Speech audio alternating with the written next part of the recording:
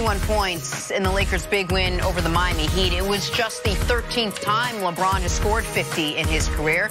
CC, has LeBron flipped the switch earlier, do you think, than expected? Well, I don't think it's planned to flip a switch. I think that earlier in the season, I think we talked about maybe the first 10 days of the season, this is a huge transition. Like, we've seen him do it a couple other times before with, I would say, more mature talent. This is a young, talented team in Miami. Man, he had Bosh, Dwayne Wade. There was pressure. Pat Riley running the organization. Came back to Cleveland. Man, Kyrie, Kevin Love. And there were still struggles there. So trying to let these young players feel themselves, and especially with a young point guard where LeBron could have been more ball dominant, that's what we've seen. Man, then since those first 10 days, he's been outstanding. He's played as good or better than anyone except for Steph Curry, who's not playing right now. So I think he's ready to be MVP, Player of the Month for the month of November in the NBA. And I think that as a conference we go on,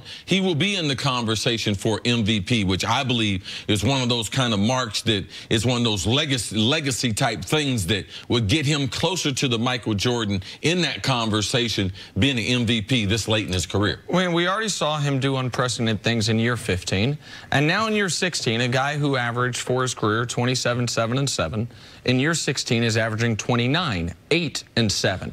He's second in the league in points only to Steph, and now Steph's missed a half dozen games. He's second in the league in PER only to Steph, and Steph's missed a half a dozen games. Giannis has been amazing. Embiid's been amazing. LeBron's been, despite what I thought was a slow start, as good as anybody in the league. The last 10 games, he's shooting 50% from 3 on 6 threes a game, and that's what's led to these explosions. And yeah, he had a little something extra for Pat Riley there. He hadn't won in that building since he was playing for that team. Yes. He went 0 for his whole time in the second stint in Cleveland. That's hard for people to believe. It's unbelievable. Because they're in the East. It's not as if he's in the West only making one trip a year. Right, so the Cavs were 0-7 with LeBron on the roster in that building. LeBron missed 3 of those games, so he was 0 for 4.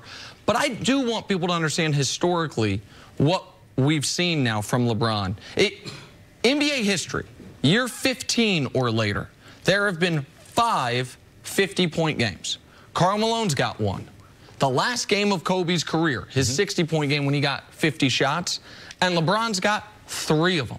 Year 16 or later, it's LeBron last night and Kobe's last game of his career, which, while awesome to watch, was a little gimmicky. He took 50 shots in that basketball game. It was all about Kobe. Like this, we've never seen anything like this. And so do I think he's going to tire? No, he played 102 out of 102 games last year and was fine. Like, this is what they need from him. We said when Rondo got hurt, Jenna, he was going to have the ball in his hand more, especially with Lonzo playing poorly.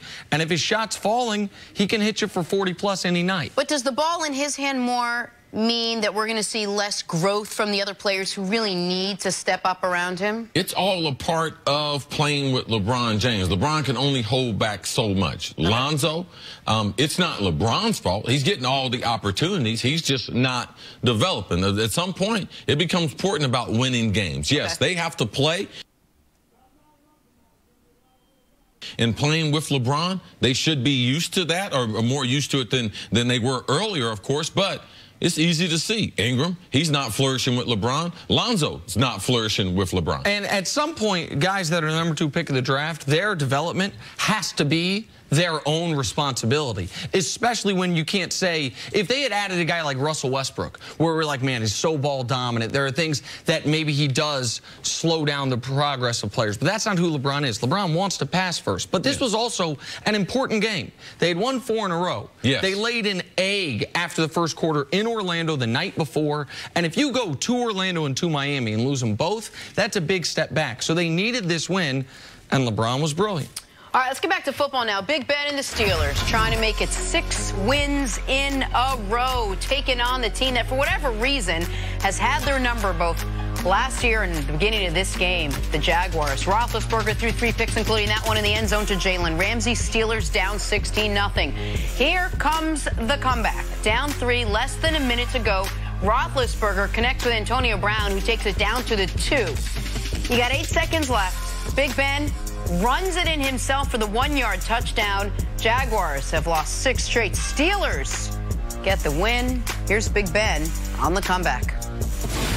We just never quit, you know, and that's what's kind of special about